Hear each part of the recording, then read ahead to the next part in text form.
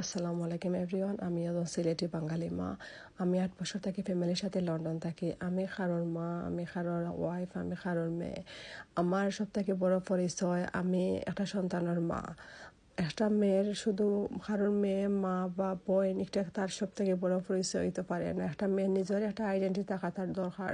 আমি একজন মা হইয়াও আমি ঘরে থাকি, আমরা মেয়েরা যারা মনে করে মেয়েরা ঘরে থাকতো, ঘরে বইয়া কাম করতো, মেয়েরার কাম শুধু ইচ্ছা নাই যেন ঘরে কিচেন সামলাইতো আর ফ্যামিলি সামলাইতো, এটা কিন্তু আমরা কাম নাই। আমরা এখন বর্তমানের যুগ, ডিজিটাল যুগ, আমরা ঘরে বইয়াও কিন্তু অনেক কিছু করতে পারি। একটা মেয়ে চাইলে ঘরও সামলাইতে পারে, বাড়াও সামলাইতে পারে। আর যারা অনলাইনে বইয়া ঘরে থাকে ফ্যামিলি সামলাইয়া নিজে ফর্দা মেনটেন করে কিছু একটা করতে চায় না, আমি কই তারা লাগে